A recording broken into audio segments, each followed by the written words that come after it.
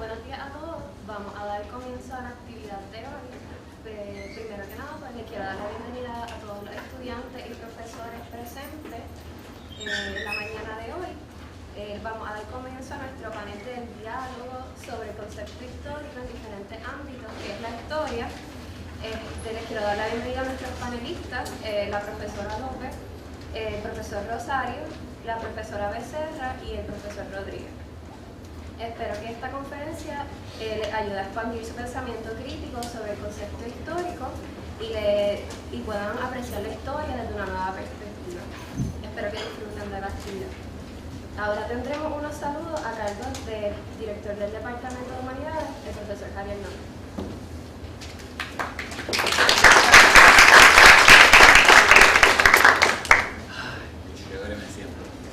Gracias por estar aquí, compañeros y compañeras del panel. Gracias a todos los compañeros y compañeras que están aquí, los estudiantes, profesores. Muy orgulloso y muy contento de que estas actividades surjan del Círculo de Historia del Departamento de Humanidades. Hemos estado trabajando fuertemente también para tener un departamento y una facultad humana también, la ciencia humana productiva, ¿verdad? Así que también estén pendientes. El jueves tenemos también otra charlita aquí, Arte y Política 2012, de la doctora Gisela Carbonell, que también va a estar bien buena, sobre el proceso del arte, ¿verdad? Y el asunto de la persuasión artística en los asuntos de las elecciones.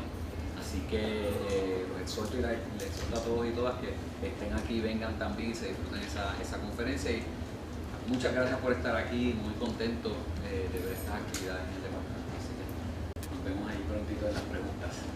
Saludos.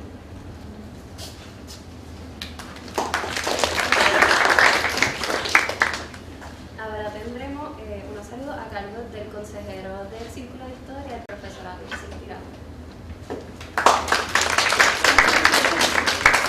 Buenos días a todos. Gracias a Naomi por esta iniciativa y a los compañeros estudiantes del ciclo de historia. Quiero también agradecer a los compañeros de otras disciplinas del Departamento de Social, el profesor Rodríguez y la profesora Becerra del Departamento de Español, por acceder a debatir, ¿verdad?, sus ideas sobre la visión de la historia a través de las disciplinas de los compañeros de otros departamentos y también de los compañeros del Departamento de Humanidades, la compañera profesora Anabel López y el profesor Rosario, quienes también gustosamente han accedido a compartir sus ideas sobre qué es la historia y cómo nosotros nos vemos desde esta perspectiva. Agradezco también a los compañeros y les doy la bienvenida del Departamento de Humanidades, la profesora Ari Hernández, la compañera Nadal, la profesora Orozco, la profesora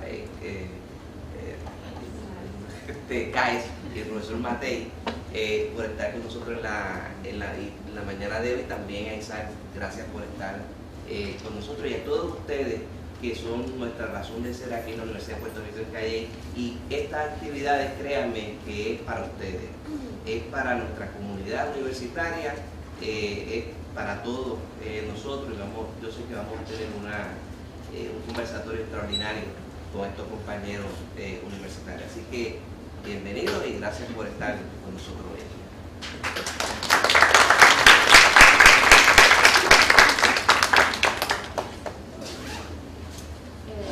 Pues bueno, esta primera parte de la conferencia la va a estar llevando la profesora Anabel López, y ella realizó un bachillerato en Historia en este recinto, en la UPR de Calle. Tiene una maestría en Historia de la Universidad de Puerto Rico en Río Piedras. Ha realizado varias investigaciones, entre ellas la historia del Colegio Universitario de Calle, y se encuentra realizando su tesis doctoral en Historia de las Américas en el recinto de la INTER. Con ustedes, Anabel López.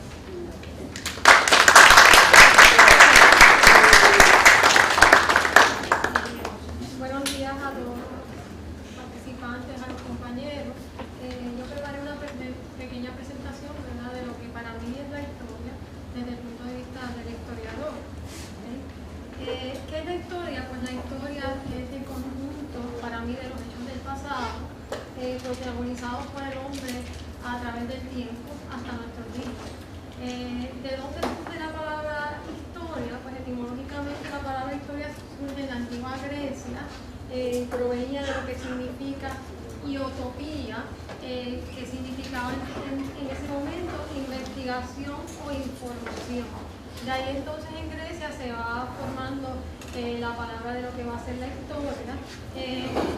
Y según algunos historiadores clásicos, pues la historia se inicia con el surgimiento de la escritura en Mesopotamia, la escritura cuneiforme, da inicio entonces a la historia, ya con fuentes escritas, ¿verdad?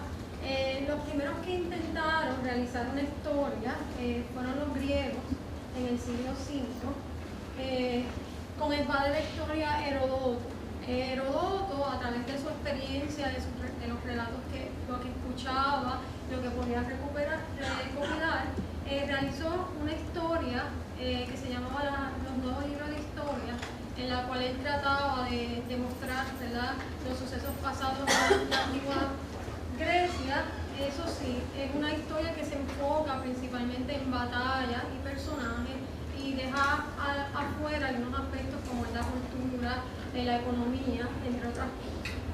En esa entonces época, en Grecia, la historia no era una ciencia. La historia la consideraba más bien como un arte. ¿Por qué? Porque la musa Clio, inspiraba al historiador y no era una historia científica. ¿Por qué? Porque no había un método científico riguroso para probar esos puentes o esos hechos. ¿Okay? ¿Cuáles eran las limitaciones de la historia en esa antigüedad? Pues habían varias limitaciones. La primera era que no era completamente objetiva. No era una historia completamente objetiva porque pues, estaba plagada de una visión particular. No había una fuente que sustentara muchas veces los planteamientos, así que tenía esas limitaciones. Otra de las limitaciones era que era principalmente enfocada por los vencedores, se enfocaba principalmente a personajes importantes, héroes del pasado, excluyéndose otros aspectos de la sociedad. Se excluía entonces a la mujer muchas veces de la historia y se excluía a los menos privilegiados de la historia, porque la historia era enfocada nada más para un ambiente en particular. Y muchas veces también estaba controlada por el Estado, así que no nos permitía tener una visión real de lo que sucedía en ese entonces. No es hasta el siglo entonces XVIII cuando la historia se forma como una disciplina académica, cuando Leopold von Ranke plantea la historia como una disciplina académica y se empieza entonces a enseñar en las universidades y en otros recintos, ¿verdad?, en las escuelas, etcétera, etcétera, para entonces enseñar la historia de una manera un poquito más como disciplina académica. No es entonces hasta más o menos 1920 con Mark Bloch, con la Escuela de los Anales, que va entonces a presentar la historia desde el punto de vista de progreso. ¿Okay? ¿Cómo entonces utilizar la historia para crear una nacionalidad, para explicar el pasado desde una perspectiva un poquito más amplia, utilizando otras disciplinas? Se insertan entonces otras ciencias para analizar la historia, como la etnografía, la geografía, para entonces poder entender la lingüística, para poder entonces entender la historia. ¿Okay? ¿Qué es la historia? Pues a mi método de entender la historia obviamente es una ciencia porque utiliza un método científico.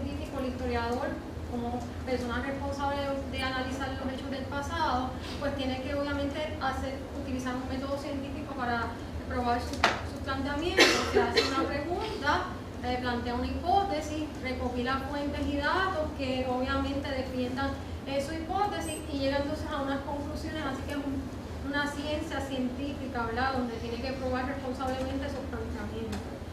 ¿Qué fuentes utiliza el historiador? Pues obviamente una de las cosas más primordiales para el historiador es las fuentes primarias que utiliza para probar sus argumentos. Entre las fuentes primarias pues están los textos, cartas, documentos gubernamentales, los textos escritos, ¿verdad?, el periódico. También utiliza monumentos, el arte, la literatura, todo lo que le sirva para probar entonces sus argumentos, añadiendo también otras disciplinas, como entonces mencioné anteriormente, la etnografía, la lingüística, y insertando otras ciencias para poder probar pues, sus argumentos. desde mi punto de vista, la historia pues obviamente pertenece a la disciplina humanística, porque el primer objetivo de la historia es el hombre, igual que las humanidades, el centro es el hombre y su interacción en la sociedad. Así que yo lo inserto dentro de las disciplinas humanísticas porque ambos tienen la misma finalidad, el hombre y su interacción social. La historia para mí es racional porque obviamente utiliza unas fuentes, analiza esas fuentes y utiliza un razonamiento analítico de ellas. Es selectiva porque elige, ¿verdad?, unos sucesos, unas fechas, unos personajes para entonces analizarlos. Es irreversible porque la historia no se repite. La historia se pueden asemejar a algunos acontecimientos, pero no se repiten porque los personajes son diferentes y las circunstancias también lo son. Selecciona obviamente un tiempo y espacio, una fecha, una cronología para entonces estudiar un suceso, y obviamente es prospectiva porque estudiando ese pasado nos permite hacer proyecciones futuras, ¿verdad?, para ver lo que es la historia eventualmente, ¿verdad?, lo que va a pasar en el futuro, ¿no? Nos permite hacer proyecciones. Eso sí, la historia no es absoluta, y eso que quede claro. Los historiadores no pretendemos hacer historias absolutas ni definitivas. ¿Por qué? Porque el historiador tiene que estar sujeto a nuevas investigaciones y nuevos hallazgos. Quiere decir que yo puedo hacer una investigación hoy y mañana viene un historiador y me contradice esos argumentos y obviamente me debate y me caen mucho de mis planteamientos. Así que yo tengo que estar abierto a nuevas investigaciones y nuevos hallazgos. ¿Okay? ¿Para qué entonces nos sirve el estudio de la historia? Y ahí me voy a dejar, pues para mí la historia nos sirve para entender el pasado, para contestar las preguntas del presente, para formar obviamente una identidad como pueblo, para refutar o confirmar los planteamientos de los vencedores y sobre todo para rescatar a los vencidos. ¿Sí? Ese es mi punto de vista de la historia.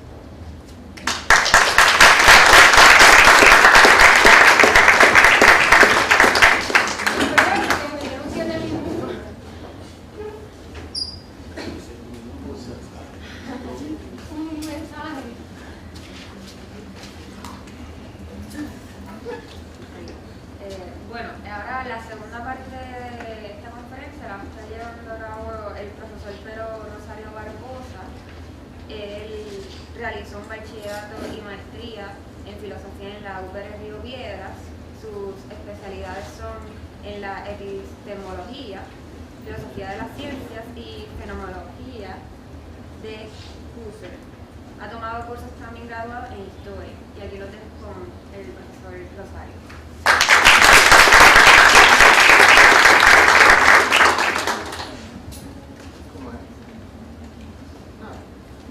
¿Me escuchan bien? Sí. Muy bien. ¿Qué es la historia? Es bien difícil para un filósofo resumir en 8 minutos en pensar en torno a cualquier tema, especialmente uno tan difícil como el de la esencia de la historia. Estamos preguntando qué es la historia. Y aquí una breve exposición al respecto, muy apretada, informal, etcétera, etcétera. En primer lugar, la historia es una ciencia. Por ello, no quiero decir que la historia es en cada aspecto equivalente a la física, la biología o la química. No estoy diciendo que la historia es una ciencia natural, como lo han pretendido los cientificistas a través del tiempo. La historia es ciencia en el sentido de la palabra Wissenschaft en alemán, un campo que provee conocimiento específicamente del pasado de la humanidad. La historia es una ciencia sobre verdades de hechos, no verdades de razón. No podemos inferir con seguridad lógica y a priori lo que verdaderamente ocurrió en el pasado a partir de los datos disponibles. Eso significa que la praxis de la historia parte de varios supuestos. Primero, que ciertos eventos efectivamente ocurrieron y que podemos conocer al menos algunos de ellos. El referente de la investigación histórica son los hechos en el sentido real y objetual del término. La palabra hechos en sentido real designa a ciertos objetos e individuos concretos y la manera en que se relacionan entre sí, incluyendo relaciones temporales, grupales, políticas, económicas, culturales, espaciales y de otro tipo. Segundo, cada uno de los hechos implica lógica e idealmente una gama de verdades, es decir, juicios que tienen a esos hechos como referentes. Por su naturaleza, los hechos pasados y su diversidad de verdades correspondientes son independientes de toda nuestra actividad mental, científica y cultural. Y tercero, la praxis de la historia parte de la premisa de la posibilidad de conocer algunas verdades referentes a hechos pasados. Quisiera elaborar un poco en torno al objeto de estudio de la historia. Los hechos sociales son, por su naturaleza, altamente complejos. La humanidad es una interacción de individuos y grupos a diversos niveles en diferentes estratos que emergieron a medida que la humanidad fue evolucionando. Estos estratos son biológicos, económicos, políticos, religiosos y culturales en general. Cada uno de ellos adquiere vida propia, lo que significa de que a pesar de que su autoría radica en los seres humanos, en cierto sentido también se escapa de la voluntad de sus autores. Epistemológicamente hablando, este drama estratificado hace que sea imposible captar todas y cada una de las verdades referentes a hechos reales dentro de ese panorama, que se sigue haciendo cada vez más complejo a medida que pasa el tiempo. El segundo aspecto que quisiera resaltar es que la historia es una disciplina que se desarrolla mediante la discusión entre los historiadores y su diálogo con otras ciencias, tales como las ciencias naturales, la lingüística, la psicología y la sociología. Pueden haber otros. Sin embargo, los historiadores se hallan dentro de un contexto social específico, lo que significa que su visión del pasado está comprometido por su conceptuación del mundo y por sus prejuicios en una época específica. Todos estos factores objetivos y subjetivos a nivel individual y colectivo establecen un serio límite epistémico a la hora de conocer nuestro pasado. Por ende, la labor histórica no consiste en conocer todas las verdades de nuestro pasado. Como bien señalan los teóricos de la historia, el historiador tiene a su disposición ciertos datos y solo se pueden comprender bajo un ensamblaje conceptual y teorético. Solo bajo este armazón teorético, un dato se convierte en lo que podemos denominar hecho histórico, es decir, un hecho relevante para comprender nuestro pasado. Los hechos allá afuera, tal y como ocurrieron, es decir, en el sentido real del término, permanecen fuera de nuestro alcance. Por otro lado, los hechos históricos son reconstrucciones teoréticas. A partir de la teoría y de los datos disponibles, el historiador reconstruye el pasado. Desde esta perspectiva, el hecho realmente ocurrido no necesariamente corresponde al hecho histórico que ha sido reconstruido por el historiador y viceversa. El panorama histórico que se erige sobre estos hechos históricos también es una reconstrucción teorética. En ese sentido, todo lo que conocemos de la historia es ficción, pero es ficción, como diría Husserl, con fundamento en re, es decir, con fundamento en la cosa. ¿Qué cosa? Descubrimientos arqueológicos, paleográficos, geográficos, genéticos, documentales, literarios, entre otros. Los hechos históricos y la secuencia de acontecimientos hilados en base a ellos son ficciones que aspiran a reconstruir el pasado lo mejor parecido a lo que realmente fue. Para eso, la historia, como toda ciencia, necesita tres cosas. Primero, los recursos metodológicos desarrollados dentro de la historiografía y dentro de diversas otras disciplinas. Segundo, la imaginación del historiador, ya que no es posible establecer una ciencia sin imaginación. Este es un recurso importante, aunque no infalible, para entender nuestro pasado. Finalmente, hace falta el drama de la interacción entre los mismos historiadores, quienes sostienen puntos de vista en marcos teoréticos distintos. Este intercambio incluye, pero no se limita a, la teorización a partir de ciertos armazones conceptuales, un renovado examen de teorías históricas, refutaciones de ciertas propuestas históricas con base en datos pertinentes, una reconceptuación crítica, un refinamiento metodológico y una continua revisión de supuestos teóricos. Esta breve y apretada descripción de lo que hacen los historiadores nos lleva a una respuesta tentativa de la esencia de la historia. La respuesta que ofrecemos aquí es imperfectamente análoga a la que la neurociencia ha propuesto en cuanto a nuestra facultad mental de la memoria. De acuerdo con los neurocientíficos, la evolución ha otorgado al ser humano la facultad de la memoria para recordar eventos pasados y darle un sentido de continuidad temporal a nuestra conciencia. Sin embargo, la memoria no es una grabadora que contiene todos los hechos que hemos vivido, sino que más bien guarda algunos patrones de lo que hemos experimentado y reconstruye el pasado a partir de una metodología adoptada por nuestros procesos mentales que han sido programados por la mano invisible y ciega de la selección natural. Por eso, normalmente nuestra memoria es falible, pero es útil para recuperar nuestro pasado. La historia no es otra cosa que una actividad social inteligente, de ahí la imperfección en la analogía, ¿verdad?, en el que nosotros, los individuos, grupos, pueblos, naciones y la humanidad entera intentamos recordar nuestro verdadero pasado, aunque este conocimiento sea falible y parcial. Por eso escogemos aquellos hechos históricos que nos son pertinentes para darle sentido a los datos que el pasado nos ha legado. Esto le otorga a la humanidad, compuesta por entes sociales y culturales, una dirección temporal a nuestra conciencia colectiva que nos permite comprender cómo del pasado llegamos a nuestro presente y nos señala nuestro curso a seguir en el futuro. Muchas gracias.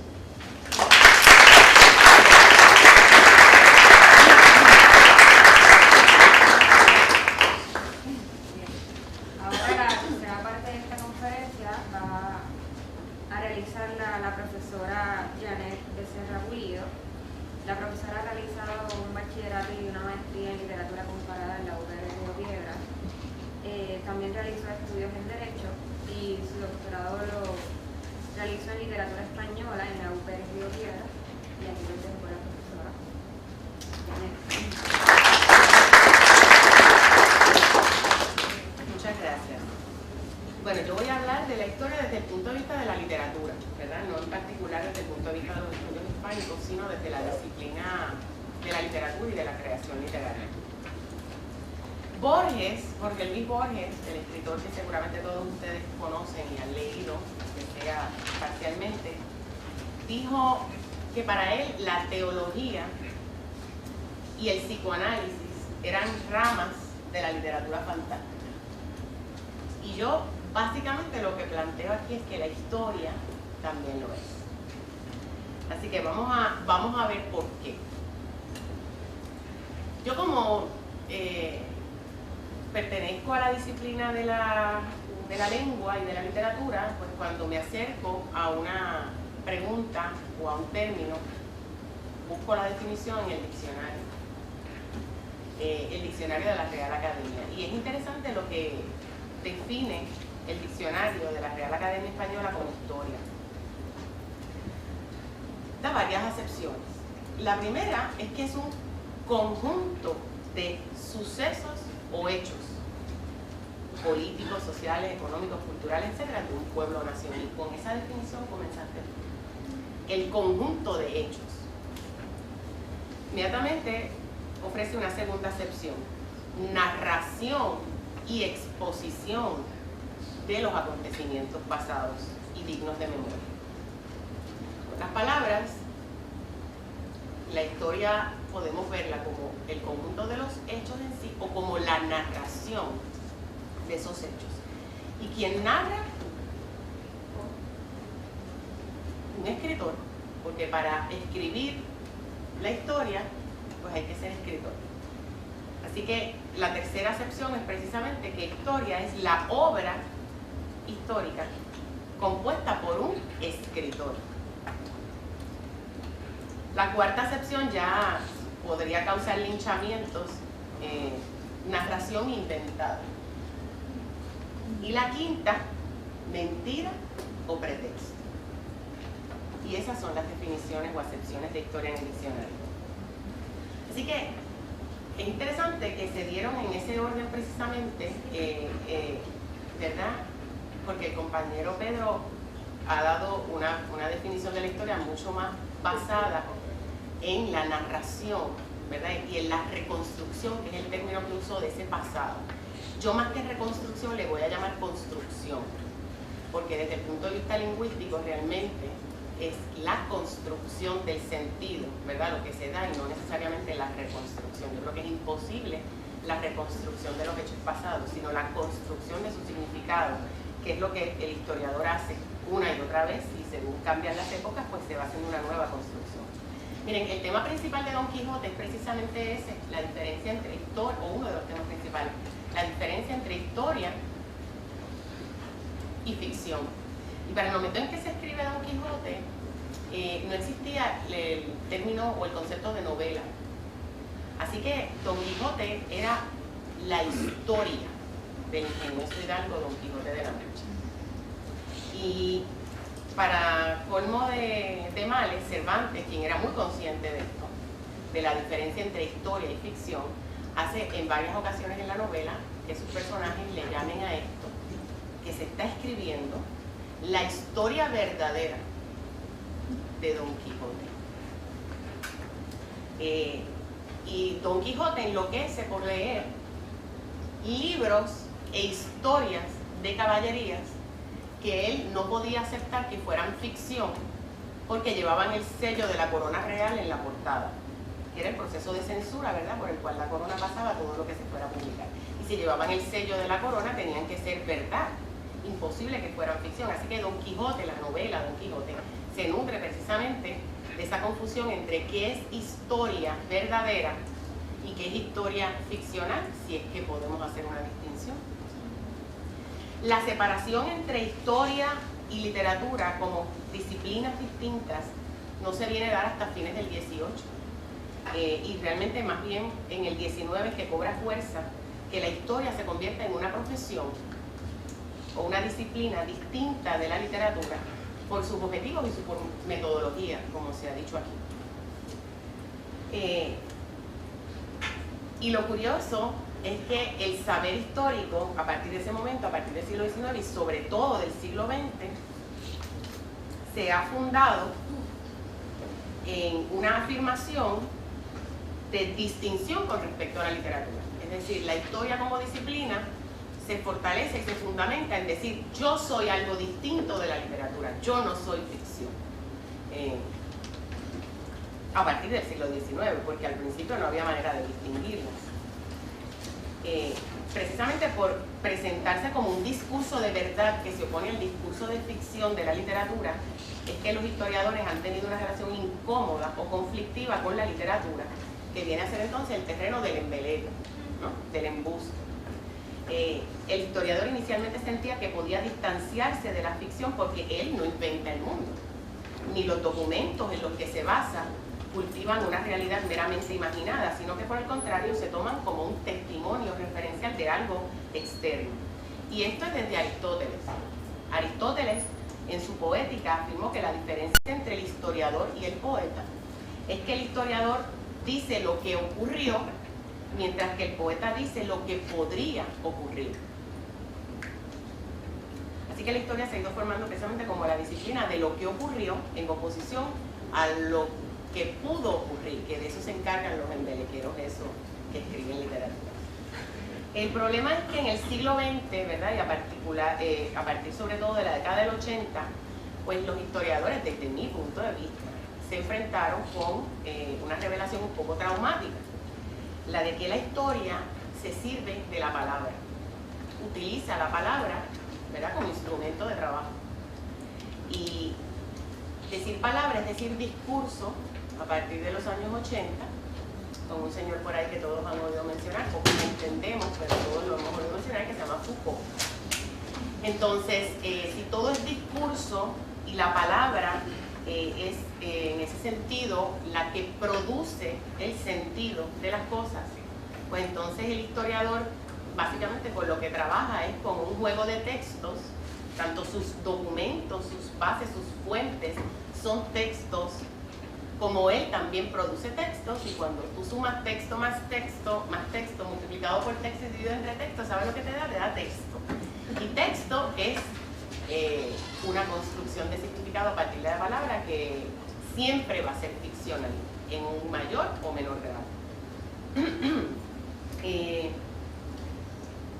Por ejemplo, en los 80, pues Hayden White, que supongo que todos ustedes han tenido que trabajar con él en la disciplina de la historia, planteó el problema de la siguiente manera. La crisis para la teoría histórica es comprender que la narrativa histórica no es un discurso neutral, sino que siempre supone una selección por parte del historiador, una selección ontológica, epistemológica, que por supuesto va a implicar unas exclusiones y que tiene unas implicaciones políticas e ideológicas. Es decir, el historiador escoge e interpreta. También Hans Kellner y otros, ¿verdad? No dudan y no ponemos en duda que los eventos, los hechos, en efecto hayan ocurrido, esos que describen los historiadores. El problema es que la historia, en el sentido de la narración de esos hechos, construye el sentido de la misma forma que los poetas o los novelistas.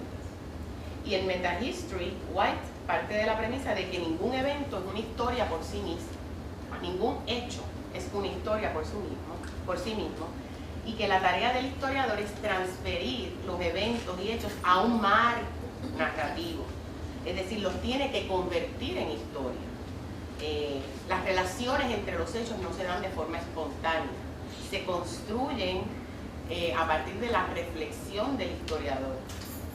En suma, White encuentra el proceso de ficcionalización en la forma en que la materia prima, esa fuente, se transforma en una historia en la pluma del historiador.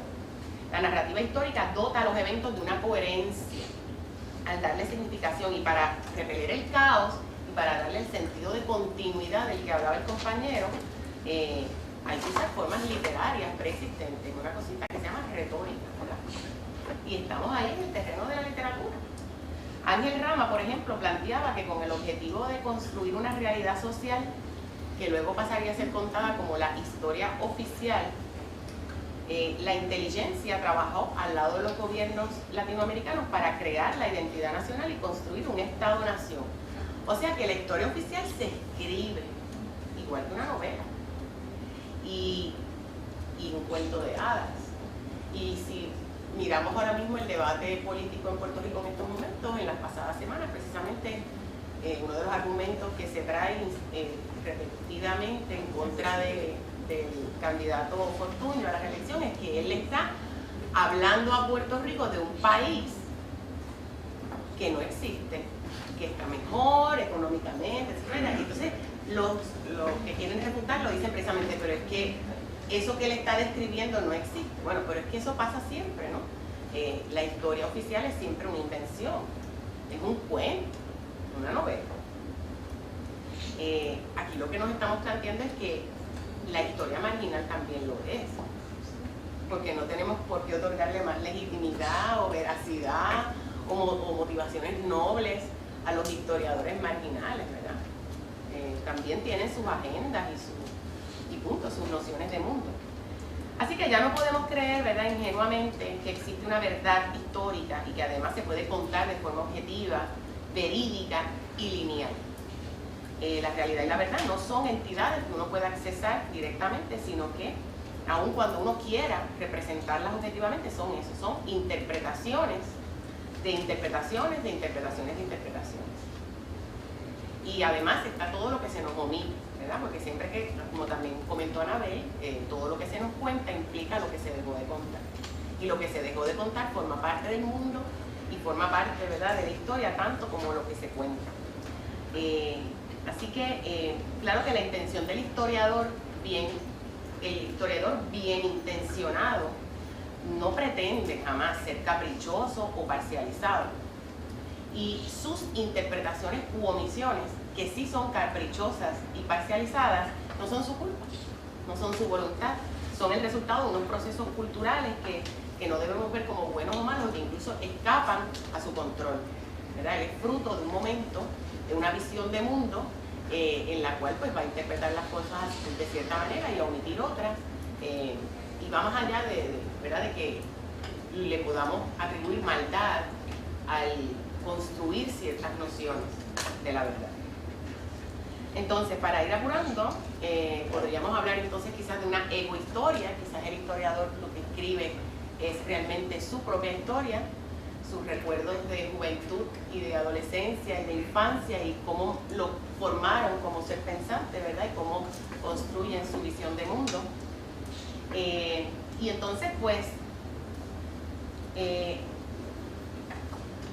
yo no creo en la distinción entre el método científico y el método artístico como dos métodos opuestos. Creo que ambos son tan válidos para comprender el mundo, ¿verdad? Son igualmente válidos para comprender el mundo. Desde los rollos del Mar Muerto hasta poemas, son textos, ambos con igual validez.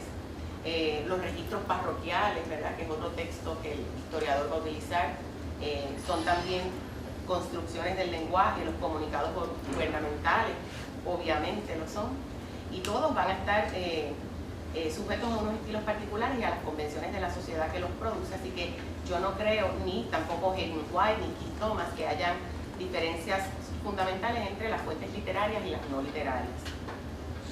Entonces, ejemplos obvios de fuentes. ¿Puede ser la literatura fuente para escribir historia? Pues claro que sí. Yo creo que no hay mejor libro o serie de libros para entender la España del 19 que los episodios nacionales del Galdós.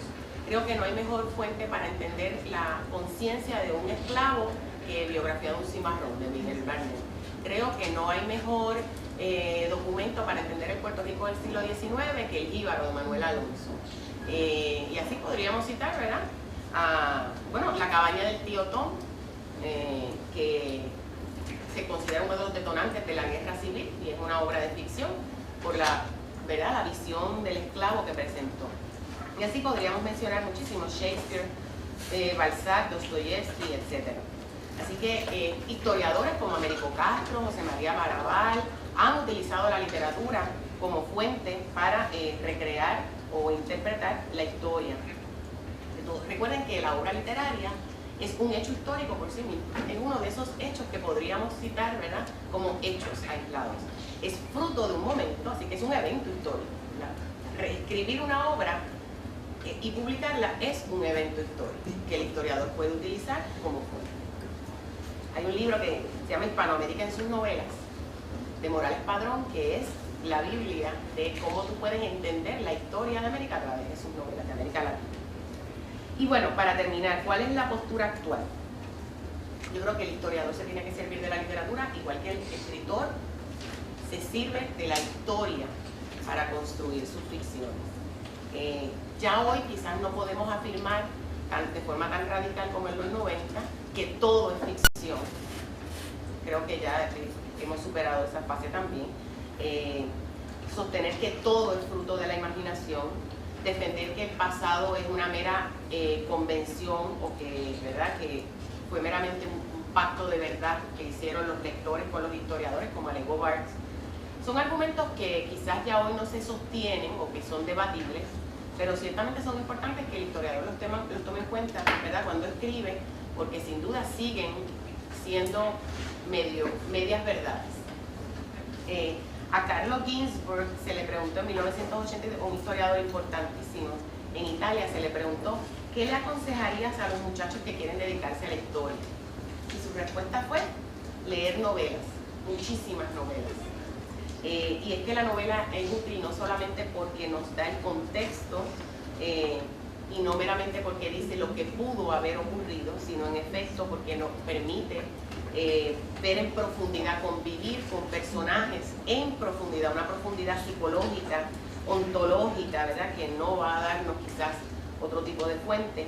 Y como son productos de un momento histórico, ahí el historiador se puede servir de un material valiosísimo.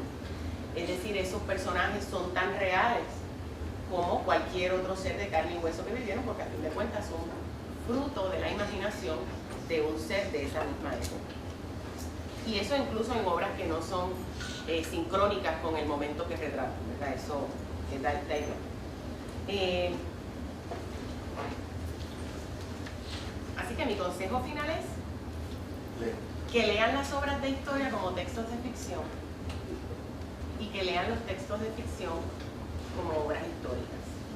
Y quizás en la combinación de esas cosas es que podrán construir, ¿verdad?, conocimiento y construirse a sí mismos y estar preparados para entonces contestar la pregunta: ¿qué es la historia? Gracias.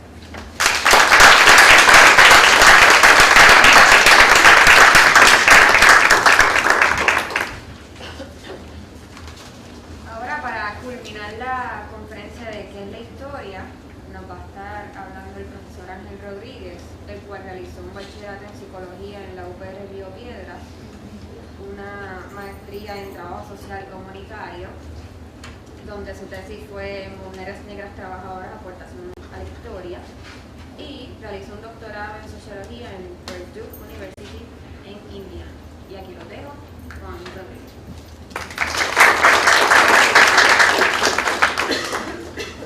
Bueno, buenos días.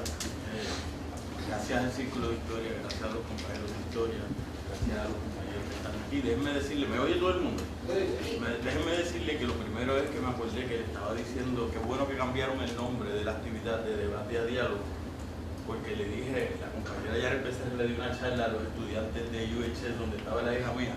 Y yo le dije, Maya, se llama Maya Alejandro, y le digo, Maya, tengo un debate con, ¿te acuerdas aquella profesora? Y me dice, te chavaste, papi, porque ese profesor es bien inteligente. Así que después le dije que me cambiaron el nombre de debate a diálogo y la llamé y le dije, mira, Maya, lo cambiaron. Me dice, qué suerte tiene. Y después que oigo a la compañera hablando sobre la literatura, primero, que digo, quiere decir que los trabajos de historia que yo he trabajado a través de mis investigaciones no sirven. Y lo peor de todo es que coincido, ¿no? Cuando el problema es cuando alguien te dice algo que tú coincides. Entonces, cuando me preguntan qué es la historia, yo me pongo a pensar sobre qué cosas quería decir, porque después de todo son tantas las cosas que uno va trabajando, que uno va leyendo en distintas circunstancias, que la pregunta de manera absoluta sobre qué es la historia, y sobre todo desde la sociología, que es una disciplina tan vieja como lo es la disciplina de la historia también, se me complica. Y entonces me quedo pensando que dije, pero si la sociología, buscando la etimología de la palabra, que es el logos de lo social, el estudio de lo social, es imposible estudiar lo social sin estudiar los procesos de lo social. Y es imposible estudiar los procesos de lo social sin estudiar el comportamiento social. Y me di a la tarea de pensar, es inconsecuente, seguimos dando vueltas en el mismo sitio y no puedo hacer una sin la otra. En ninguna coyuntura que pueda estudiar. No podemos estudiar el comportamiento si ven nuestra formación como individuos y como colectivos que se ha dado a través de los distintos tiempos. Y no estoy necesariamente hablando de un proceso evolutivo acumulativo que voy a discutir más adelante con el desarrollo de la ciencia en la modernidad, sino qué es eso, ¿ves? Y entonces cuando me preguntan desde la sociología qué es la historia, yo digo, yo no puedo hablar qué es la historia desde la sociología porque no puedo encontrar una diferenciación desde la sociología o desde la historia. Me parece que son disciplinas que ni siquiera les puedo llamar que sean disciplinas separadas, sino que es parte de un mismo proceso del estudio de lo social. Entonces, a partir de eso, me pongo a pensar en eso de qué es la historia. Y digo, espérate, la historia en unas ocasiones, esa llamada historia, primero que no existe, como decía la compañera, yo entiendo, la historia existe en tanto y en cuanto se escribe, porque podemos decir que existen unos hechos que han ocurrido, pero lo sabemos porque se ha escrito sobre los hechos, y sabemos de los hechos porque se escribe y cómo se escribe de esos distintos hechos. Y en la manera en que se escriben, pues se utilizan de distintas maneras, es decir, que se van utilizando para una cosa o para la otra, y la historia y el escrito de la historia se ha utilizado en ocasiones como instrumento de formación de realidades hegemónicas. De hecho, eso ha sido una de las historias más comunes, el de la construcción de realidades, que me parece bien importante la palabra construcción, porque esas realidades, a pesar de que alguien pueda plantear que están ahí plasmadas, no lo sabemos hasta que se escriben, y en la manera que se escriben determinan que son unas realidades. Y de esa manera, por ejemplo, de la construcción de realidades hegemónicas podemos hablar, en el caso de Puerto Rico, por ejemplo, de las identidades raciales que se han construido en Puerto Rico. Esa identidad que mucha gente habla de ella, que se llama la gran familia puertorriqueña, y la compañera hablaba del texto del Jíbaro, que se utiliza la literatura como una construcción histórica de esas identidades. Miren, y uno lee quiénes eran los puertorriqueños eran blancos, y los puertorriqueños eran de esta y de esta manera. Esta compañera es algo de lo que hemos discutido esto. Y se construye una historia, con mayúscula incluso, como la gran historia de la gran familia puertorriqueña, a partir de unos sectores hegemónicos en este momento, que no están exentos nunca, nadie, de tener unas inclinaciones hacia unos intereses, pero en ese momento esa es la historia que conocemos, y esa historia con mayúsculas. Sin embargo, también se va a construir una historia, y también lamentablemente con mayúsculas, como instrumento de resistencia. Y ante ese discurso de la gran familia puertorriqueña, por ejemplo, tenemos un José Luis González en El País de los Cuatro Pisos, que construye otra identidad, y es una identidad de resistencia, en tanto y en cuanto plantea una identidad racial distinta a la que es esa identidad de la gran familia puertorriqueña. Sin embargo, sigue siendo una historia con mayúsculas. Es decir, que como elemento de resistencia o como elemento de reafirmación de unas hegemonías particulares, se va a construir con mayúsculas. También sucede cuando E.P. Thompson, británico, que escribe La formación de la clase obrera inglesa, y lo hace como una alternativa a lo que ha sido de la historia de las burguesías en Europa. Sin embargo, es para plantear, esta es la historia. No es esta otra que me estaban diciendo, sino es esta la que yo estoy planteando. Igual que Marx en un momento dado, que habla, y él va más allá, porque Marx era más arrogante todavía que todos los demás, y plantea que ni siquiera hemos llegado a la historia, que todavía estamos en la prehistoria, que la historia vamos a llegar después que se haga la revolución de los trabajadores y acabemos con las clases sociales y todo eso. Pero es un mismo patrón dentro de esos procesos de la construcción de una historia con mayúsculas. Claro, esto viene enmarcado dentro de unos procesos también del desarrollo de una modernidad, del desarrollo de esa concepción de la ciencia, de la búsqueda de la verdad científica que se va a dar a partir de esta tradición judeocristiana que va acomodándose dentro de los procesos del desarrollo positivista de la ciencia moderna. Y como esto, la historia se convierte en parte de ese movimiento, y el análisis de los procesos y sucesos históricos son conducentes a otros procesos. Es decir, empezamos a hablar de la historia como una concepción paradigmática de desarrollismo acumulativa, como es cualquier otro proceso científico. Nosotros siempre hablamos que la ciencia es acumulativa. Pues la historia como disciplina, esa historia con mayúsculas, se empieza a trabajar desde ese momento, incluyendo estas historias con mayúsculas, pero que son elementos de resistencia, siguen siendo acumulativos. Por ejemplo, Carlos Marx hablaba de la lucha de clases es el motor de la historia.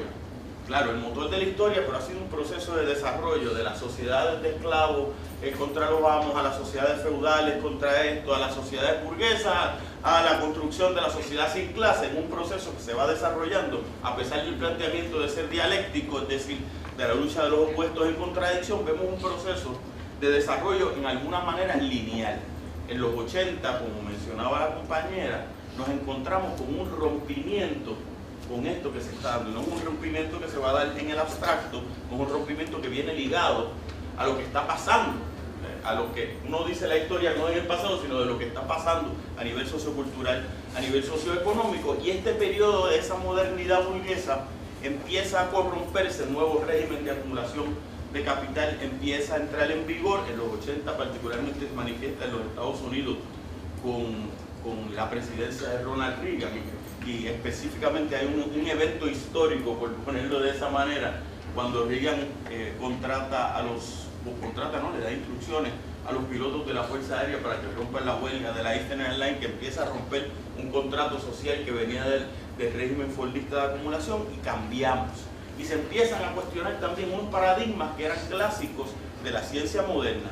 Y dentro de esos paradigmas clásicos de la ciencia moderna estaba el de esa historia. Y se empiezan a hablar no de historia con mayúsculas, sino de historias.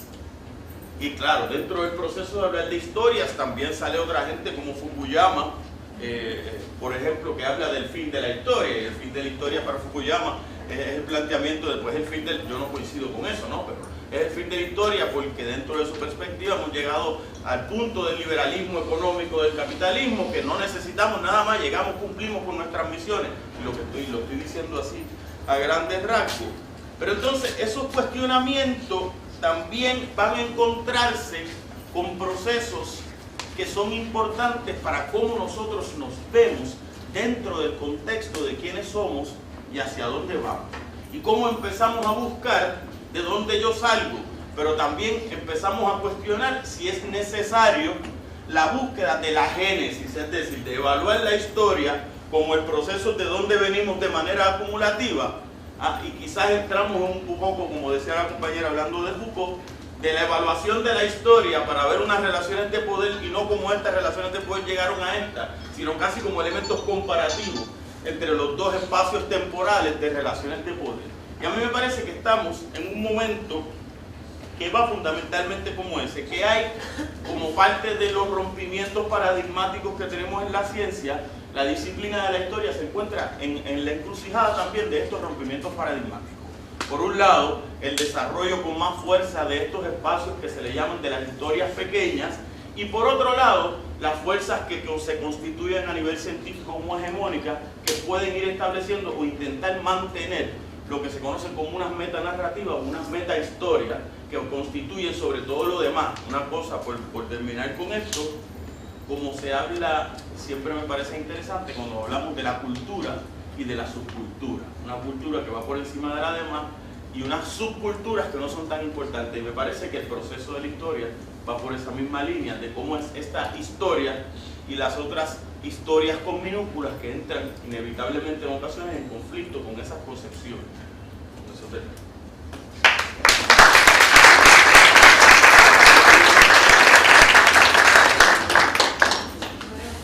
Para la siguiente parte de esta conferencia, quisiéramos que si alguno de ustedes tiene unas preguntas a los profesores, este es el momento, y si los profesores desean aclarar algo o hablar sobre sus presentaciones. El turno de refutación. Sí.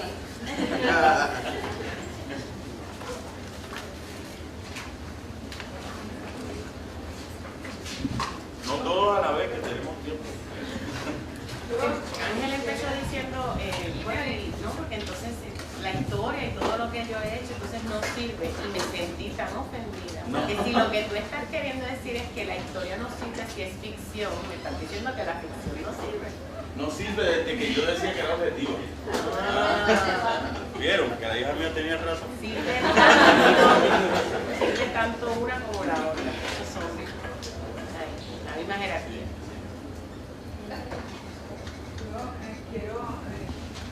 La idea de Janet sobre la literatura y la historia a mí me fascina porque la literatura a mí me encanta.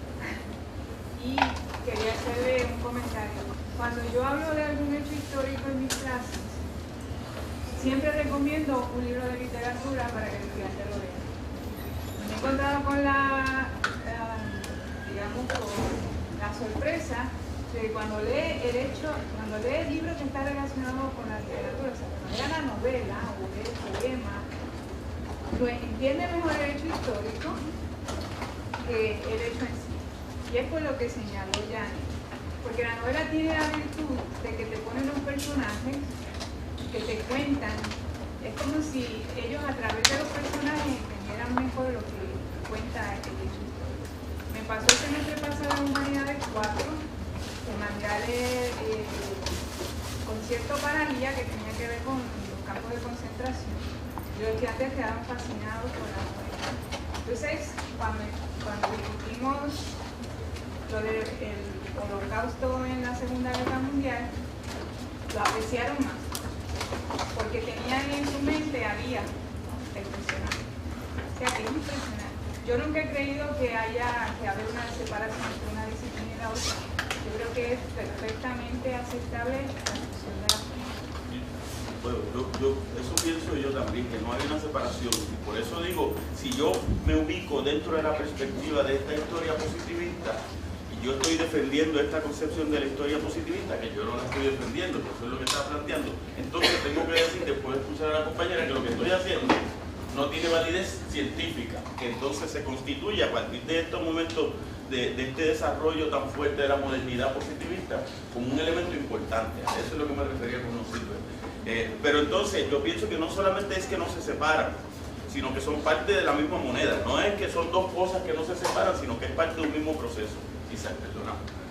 No, es que a mí me parece que sí hay una diferencia en tanto en cuanto a la historia se hace con la expectativa y con la pretensión se está hablando sobre algo real y tiene un aura, ¿verdad?, de querer ser más autoritaria o más definitoria sobre lo que se está de explicar y de legitimizar, ¿verdad?, estructuras de poder o grupos o visiones o puntos de vista marginales. Entonces, en ese sentido sí es diferente, y a mí me parece que, ¿verdad?, bueno, hay un antropólogo que se llamaba, pues se murió hace poco, Rolf Trujillo, haitiano, y él decía que la historia era un grupo de silencios. Se podría definir como un conjunto de silencios, porque tanto tú escoges como no escoges, y el que escribe y el que desarrolla la narrativa decide también qué no decir. Entonces, a mí me parece que en el análisis de la historia y de los textos que se producen sobre la historia, también uno podría identificar silencios, identificar qué no se dice, y atar eso a un proyecto de poder, atar eso a un proyecto donde hay una gente luchando por qué versión del pasado es la que yo quiero adelantar, o qué versión, ¿verdad?, qué es lo que yo quiero legitimar con mi versión del pasado. Entonces, en ese sentido, yo no sé si quizás en la literatura también uno puede hacer un análisis de los silencios, pero yo no sé si esos silencios necesariamente o siempre van a estar atados a una cuestión tan política. Para mí es que yo veo como que la historia quizás está más vinculada a un proyecto de Estado o de poder o de unas luchas más, quizás más explícitamente así dichas, y la literatura pues quizás sí o no sé. Es una pregunta que he dejado en términos de que todos para una pregunta. ¿Ah? Sí, ¿Cómo es? De todos es una pregunta. No, todo es una pregunta. La respuesta es no Que sé. si la, Puede ser.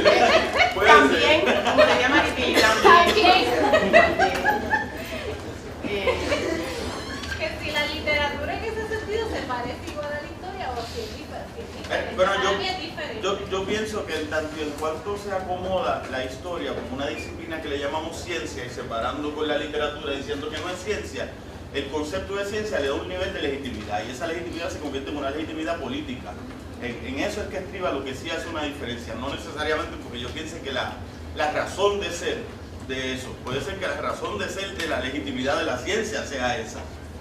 Y en la medida en que buscamos integrar las disciplinas para asumir esa legitimidad, pues asumimos eso, pues, y en ese proceso se separó. En otro momento no había una separación, pero en el momento que separamos, a partir de la legitimidad que concede el conocimiento científico, que yo siempre hablo, miren, tanto es así, que comentaba con la compañera, que antes de que nosotros hablamos, tenían que decir toda la cuestión de dónde estudiamos, qué hicimos, para poder darle legitimidad científica a lo que estamos haciendo aquí.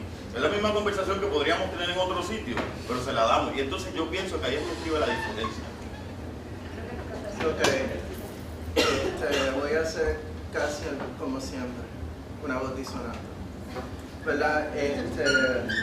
Me parece, siempre se quiere hablar de la historia, ¿verdad?, dentro del marco de las relaciones políticas. Pero en la praxis de la historia, que yo por lo menos considero seria, y por lo menos que he podido ver a algunos compañeros historiadores, es subversiva. Pero no estoy hablando de subversividad en contra del sistema, puede serlo, pero puede ser incluso subversivo a los subversivos políticos. O sea que no estamos, podemos hablar de relaciones de poder, etcétera, pero en cierto sentido, creo yo, y aquí la voz disonante, ¿verdad?, hay una distinción muy importante entre la literatura y la historia, pero no por eso quiero decir que la literatura es, como usted dijo, un embeleco, ¿verdad? Hay literatura que es embeleco, hay literatura que no es embeleco, ¿verdad? Yo lo dije para ahorita. No, yo lo sé, por si acaso, o sea, no hago la distinción para decir la historia es lo que es y la literatura fuchi, ¿verdad? Es más bien la literatura tiene su valor, y de hecho, en muchos de los casos, cuando quiero que mis estudiantes aprendan algo de historia, yo utilizo también películas, literatura, ficción, etc. O sea, pero, por ejemplo, sí, es un dato, ¿verdad? Que Don Quijote de la Mancha fue escrito en una época particular. Yo me acuerdo cuando leí Don Quijote de la Mancha que me impactó una parte que no tiene ni pies ni cabeza en el sentido cronológico de la palabra, que es que termina, creo que era la lucha de Don Quijote con un vizcaíno, ¿verdad? Que terminó el documento. Entonces Cervantes se pone todo loco, no sabe qué hacer y entonces va a algún sitio, ahí consigue, ¿verdad?, el documento que termina la gran batalla entre Don Quijote y el vizcaíno, ¿verdad? Pero entonces cuando uno mira el relato, y digo, no lo sé todo de memoria, cronológicamente, uno dice, contra, esto no tiene pies ni cabeza, no pega con Crazy Glue, pero yo como historiador no voy a buscar si esto ocurrió o no, ¿verdad? No voy a buscar ese evento. Por otro lado, hay obras literarias que pretenden decirnos lo que ocurrió, que tienen que someterse a crítica histórica, a partir de la evidencia, a partir de los documentos, etc. Sí es una construcción, y en eso yo acepto su crítica, es una construcción del pasado, pero no es una construcción literaria como la batalla de Don Quijote con el vizcaíno. El historiador no va a salir a buscar datos y teorizar sobre eso porque no puede, o sea, Cervantes no pretendía escribir historia, ¿verdad? Es un documento bien importante para la historia, pero ¿a qué nivel la cualidad literaria, ¿verdad?, de la teoría histórica versus Don Quijote difiere? Yo estoy a punto de publicar dentro de unas semanas, Dios mediante, ¿verdad?, un libro sobre Pablo de Tarso. Nuestra fuente principal son los Hechos de los Apóstoles en muchos de los casos, y hay que someterlo a crítica, ¿verdad? Es veraz, ¿verdad?, desde lo que conocemos de la antigua Roma, etcétera, etcétera, que un sumo sacerdote judío en Jerusalén mandó a perseguir a cristianos en Siria. Eso es verdadero, ¿verdad? Imagínense que el alcalde de Mayagüez y la asamblea, ¿verdad?, la asamblea municipal determinan una total prohibición de las fiestas de la calle San Sebastián, so pena de muerte, ¿verdad? Entonces prohíbe la fiesta de la calle San Sebastián y dice, bueno, para la próxima, cuando en San Juan se celebre la fiesta de la calle San Sebastián, yo quiero que la policía municipal vaya a San Juan y arreste a la gente que está ahí y los traiga de nuevo a Mayagüez para juzgarlo. Es una situación equivalente a lo que ocurre en Hechos de los Apóstoles. O sea, y en ese sentido, la información que ofrece Hechos de los Apóstoles se toma más en serio, ¿verdad?, por el historiador a la hora de, ¿verdad?, utilizar métodos, ¿verdad?, para evaluar qué ocurrió y qué no ocurrió. Yo no utilizo Don Quijote de la Mancha, ¿verdad?, no utilizo esa metodología con Don Quijote de la Mancha. Yo quería decir algo, yo estoy de acuerdo con lo que estableció la compañera Yanet Becerra sobre la literatura es complementaria a la historia.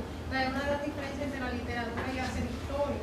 Es que el historiador necesita ampararse en una fuente, si no, pues pierde validez. En la literatura yo puedo crear lo que yo quiera, pero no necesito algo para sustentarlo. La historia obligatoriamente se necesita una fuente que sustente sus planteamientos. Yo no puedo ponerme a hablar aquí del Puerto Rico del siglo XVII y poner una perspectiva que tal vez sea real si no lo amparo en una fuente primaria, porque entonces cae en una ficción fantástica y no tiene validez historiográfica.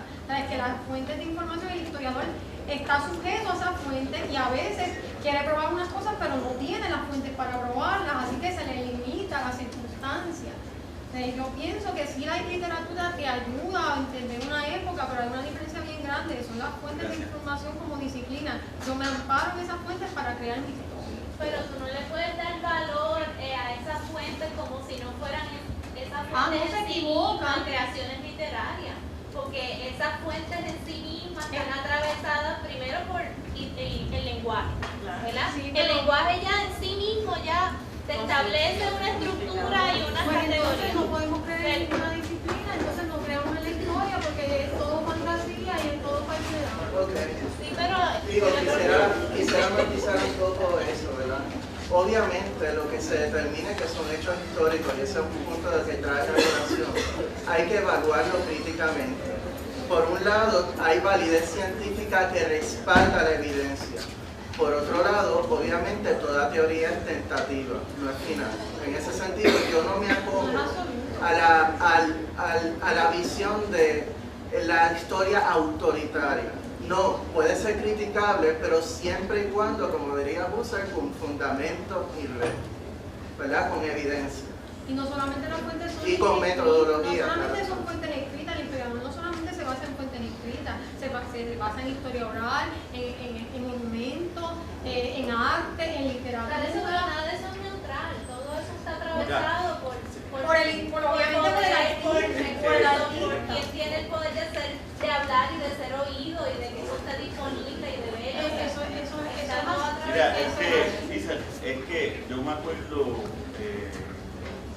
yo leí, no me acuerdo quién fue en una ocasión, que decía que el arte era la habilidad de mezclar la ficción con la realidad. Entonces no hay tal cosa que como cuando escribes una novela o escribes un poema puede estar ajeno a todo lo que investigas de la misma manera. Sin embargo, lo que sí me parece importante es el cuestionamiento de qué es verdadero. Me parece importante que lo que hace serio una disciplina, yo hablaba de esto ahorita, es la sistematización que le concedemos la legitimidad de un hecho científico.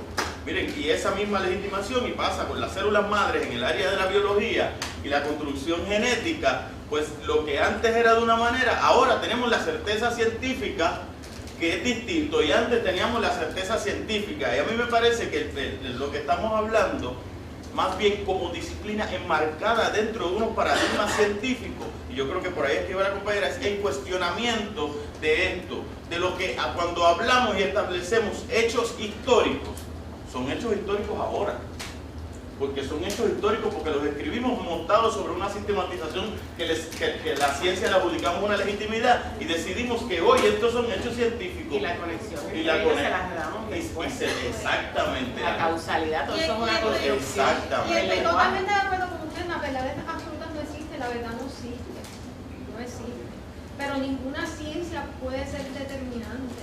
La única ciencia que es absoluta es la matemática, las demás son igual de débiles. Y no siempre es dos y eso es así. Pero la ciencia, todas las disciplinas científicas, todas las ramas de la ciencia no son absolutas ninguna. Igual tampoco lo es la historia. Ni la historia ni ninguna ciencia lo es.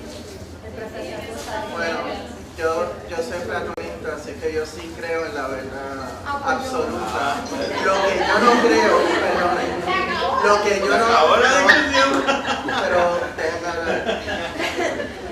lo que yo no creo es que podamos desde una disciplina llegar a toda la verdad, ¿verdad? No la podemos conocer completa. No, o sea, y en ese sentido la disciplina tiene que tener una humildad epistemológica, ¿verdad? Una humildad epistemológica. Así es que, digo, esa es la posición que sostengo en este punto. Una última cosa de mi parte, cuando Ángel dio el ejemplo del mito, ¿verdad? O la construcción de esa gran familia puertorriqueña, ¿verdad? Que se trató de construir con una selección muy particular racial, de clase social, etcétera. ¿A quién mencionó como primer ejemplo, de hecho como único ejemplo de quién la deconstruyó? Un escritor, José Luis González, un escritor, y la deconstruyó también Rafael Sánchez en Quíntuple. Así que el escritor está ahí todo el tiempo, ¿no? Construyendo y deconstruyendo, y tanto como el historiador. ¿Y quiénes son los mejores historiadores? Los que mejores escritores sean. Claro. Los que más dominen la palabra, ¿verdad? Y las retóricas van a ser los mejores historiadores. No solamente eso, esa construcción de la identidad puertorriqueña de la gran familia se trabajó a través de la literatura completamente. Se fueron a través de la literatura fundamentalmente. El recuerdo histórico de esa identidad puertorriqueña se hace a través de la literatura como un elemento que era inseparable. Digo, yo estoy totalmente de acuerdo de que es vía la literatura que exponemos, ¿verdad?, nuestras construcciones históricas, ¿verdad? Pero los mejores historiadores no solamente son los que mejor escriben, son los que mejor sustentan sus teorías históricas con los datos que tienen disponibles. Pero ese Con la ya limitación de esas fuentes que tienen, porque son fuentes limitadas. Cuando uno tiene que construir limitado a esa fuente, sujeto a eso. Y a veces queremos decir cosas que no podemos hacerlo porque no tenemos la base para probarlo.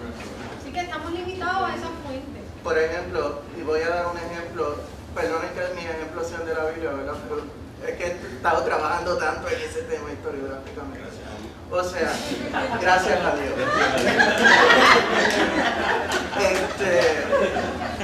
Pero por ejemplo, si usted mira el Antiguo Testamento, usted se da cuenta de que hay una agenda política del sector religioso de Jerusalén, ¿verdad?, en presentar a la religión hebrea como una ciencia, como una religión puramente monoteísta. Sin embargo, aunque las evidencias sean neutrales, refutan. La evidencia arqueológica, por ejemplo, que se ha hecho en los últimos 40, 50 años en Jerusalén, revela un panorama politeísta. Y esa es la evidencia arqueológica. Si partimos de la teoría de que la religión israelita era puramente monoteísta, no podemos dar cuenta de esa evidencia. Ahora, si partimos de la teoría de que es politeísta, damos cuenta de esa evidencia. O sea, la evidencia de cierta manera determina la preferencia de una teoría histórica sobre otra. Pero el significado de la evidencia se construye con lenguaje. Mira, Bueno, sí, también. Se interpreta. Pero la validez histórica es cuando yo escribía mi tesis doctoral, que tiene un carácter histórico, yo escribí mi tesis doctoral en la formación del Estado colonial, el Estado postcolonial capitalista. Miren, lo interesante del caso es que yo estoy tratando de hablar desde unos sectores que no estaban contenidos en la literatura política oficial. Yo hago un análisis de discurso de la Convención Constituyente y tengo que hacer un análisis de discurso porque los sectores empobrecidos no aparecían, así que yo detrás del discurso del poderoso estoy buscando el discurso de un subalterno, por ponerlo de esa manera, que está sistematizado, perfectamente sistematizado, y tengo el aval de la ciencia tanto que me dieron el grado. Miren, cualquiera puede ir y hacer otro análisis de discurso y evaluarlo de otra manera. Exactamente. Y tengo la misma evidencia y la evidencia está validada por todo el proceso científico. Miren, lo que nosotros estamos hablando aquí no es que nos sirve la historia ni la disciplina de la historia, sino que como parte del proceso, si tenemos todas unas construcciones y contraconstrucciones, por ponerlo de esta manera, tenemos que ser sensibles, sobre todo a los procesos que se están dando.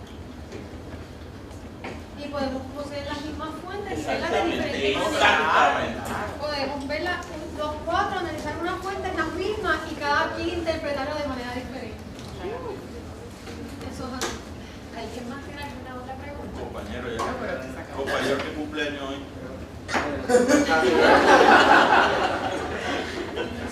Bueno, yo quiero felicitar al Círculo de Historia por haber organizado la actividad y darle tan buen título, un título tan presto al debate, y haber invitado a estos compañeros, y ha sido excelente. Los felicito.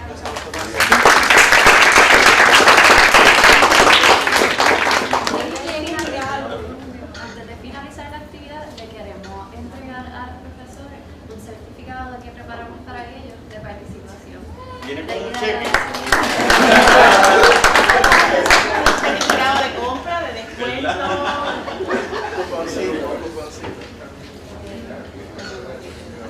¿Redimible en qué restaurante? Y pues, queremos dar fin a nuestra actividad. Gracias a todos por venir y por su asistencia. Al final,